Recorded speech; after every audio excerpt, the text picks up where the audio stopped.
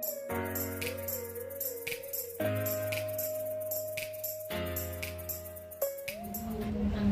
tadi Humas kan Testa. Oke. Yang saya mau tanya ini ada ini apakah pemerasan ini bersindikat? Karena yang kita tahu bahwa Dokter Oki dan Dokter itu melakukan BAP. Itu yang pertama. Terus yang kedua, lalu untuk pemerasan ini apa ada kaitannya dengan dugaan pemerasan yang 500 miliar 500 M? Ya. Yang ketiga, bagaimana dokter meyakinkan kembali dan ada himbauan mungkin kepada owner brand lain yang diduga korban pemerasan juga sebelumnya oleh tersangka. Terus yang keempat, Kali satu. Nanti lupa nih. Satu aja, satu dulu. Satu ya. Oke. Ya. Yang pertama dulu. Oke, Apakah ini sindikat? Kan begitu ya. pemerasan ini bersindikat. Kami tetap melakukan dugaan bahwa ini adalah merupakan sindikat. Kenapa? Tadi kami hadir dalam rapat dengar pendapat umum di Komisi 9 dan saya ada membawa beberapa dokter estetika dan brand owner. Dalam hal ini ada satu pola yang sama, ya, pola yang sama yang dilakukan oleh yang kami duga sindikat ini untuk melakukan pemerasan terhadap pemilik brand owner ini dan dokter estetika yang tadi hadir. Ya, seperti itu begini, direview, setelah direview, kemudian ditelepon, lalu dibilangin, awas hati-hati, ini gua dipanggil sama Bepom, DPRI dan sebagainya. Nah, kemudian ini dokter estetika dan pemilik brand owner ini ketakutan sehingga melakukan komunikasi. Jadi polanya sama ya, tidak hanya klien kami dokter RG ya, tapi kepada beberapa korban-korban yang lainnya. Jadi kenapa kemudian kami mengatakan ini dugaan sindikat?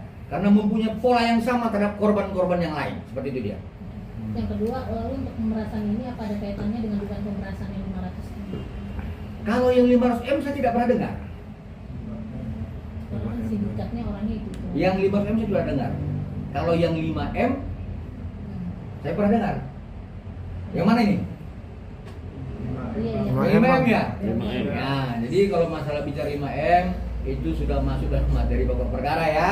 Kalau yang di dalam media sosial itu silakan yang perkuatkan. Tetapi kami cuma sudah menyampaikan itu bahwa diminta 5 M kemudian dijadikan jadi 4 M seperti itu ya. Bukan saya yang menyampaikan, tentu Mas. Lagi? Bang, ini kan Coba gantian.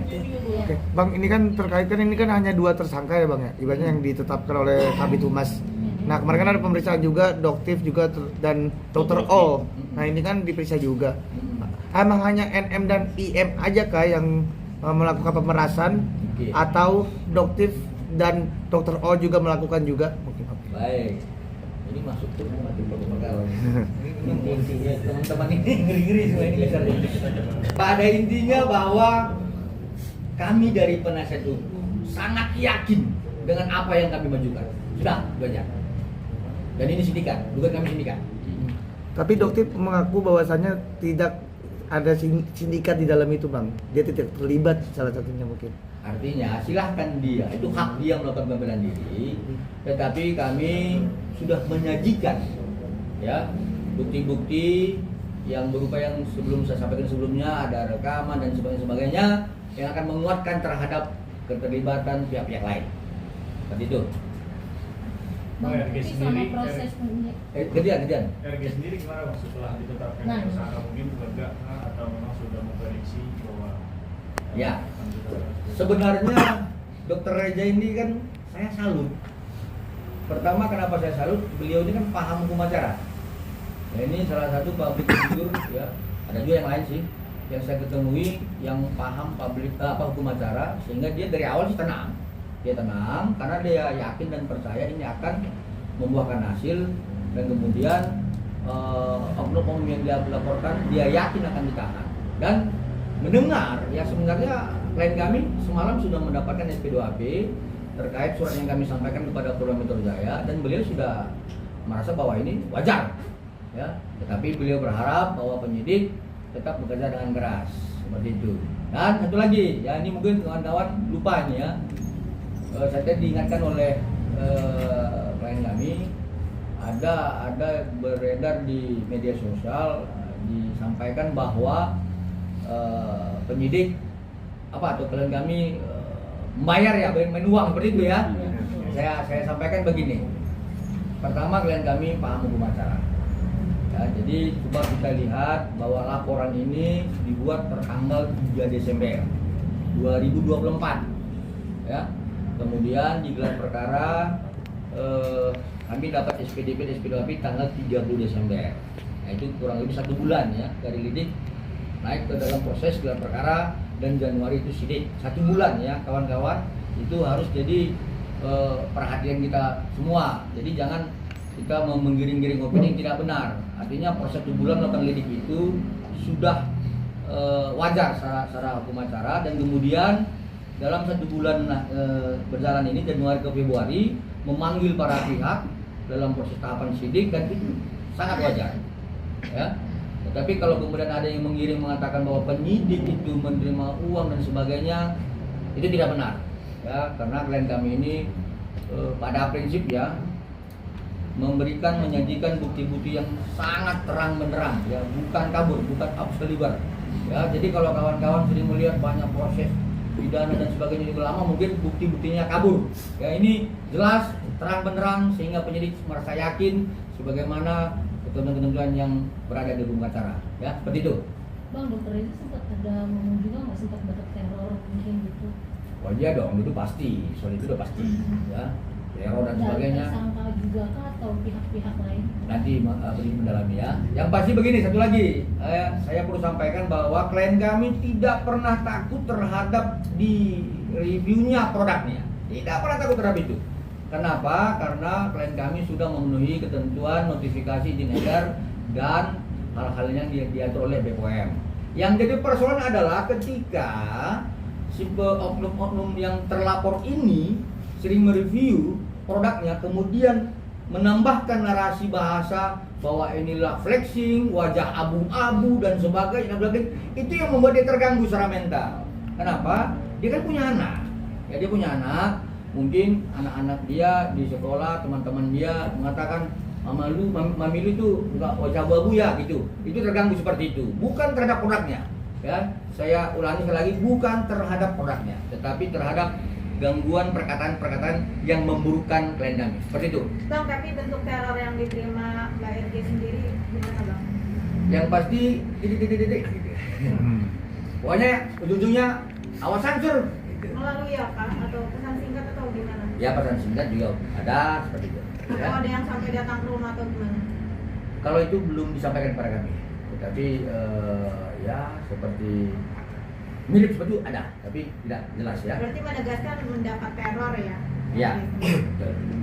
Bang, berarti sebetulnya bukan karena di review dari Dewan Penegasan ya Bang, bukan karena review, tapi karena serangan secara Mental. personal dan mental. Ya.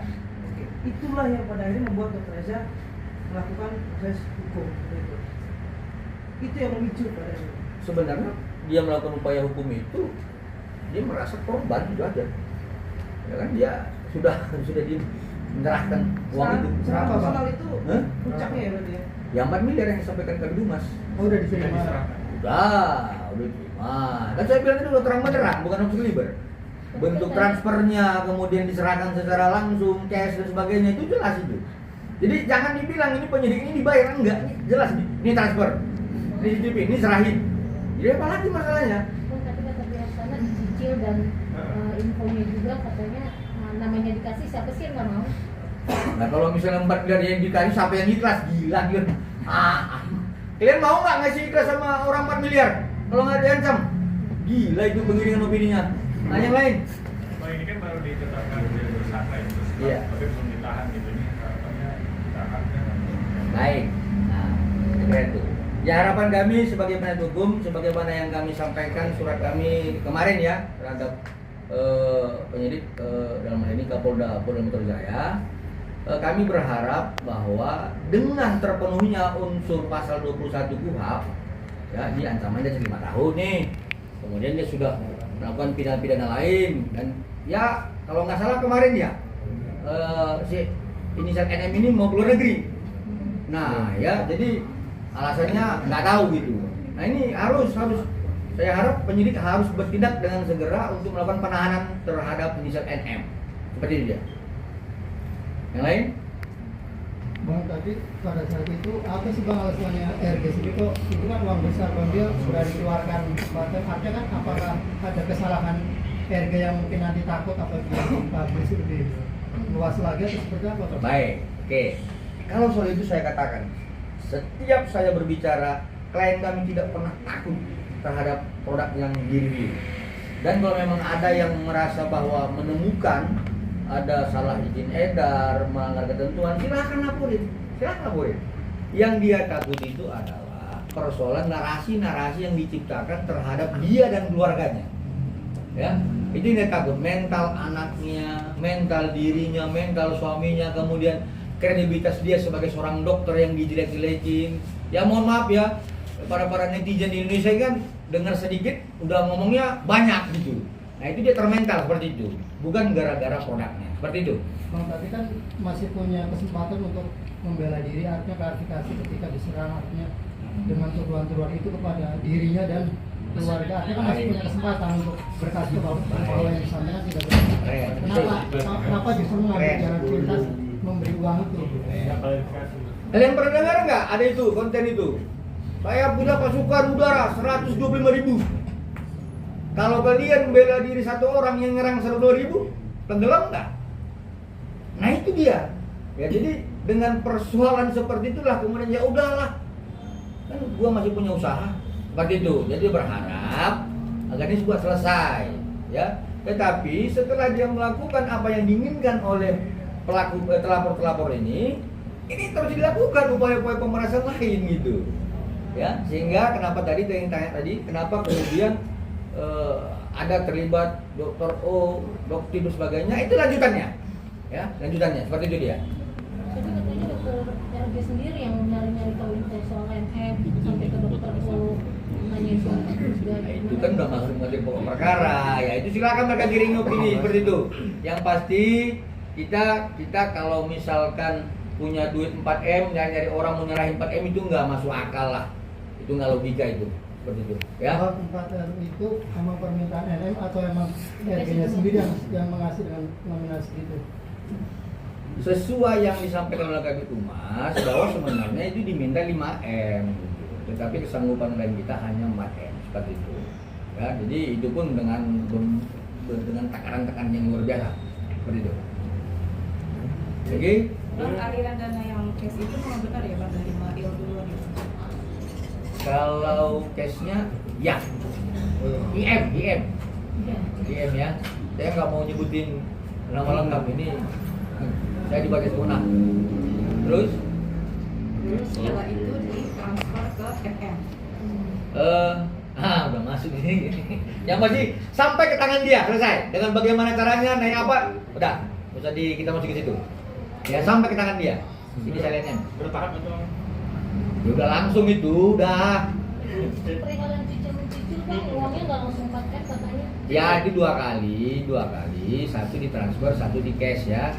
Soal transfer ke rekening tip, nah, itu kan. Kalau bagaimana menyampaikan ke tangan inisial NM, tip, nah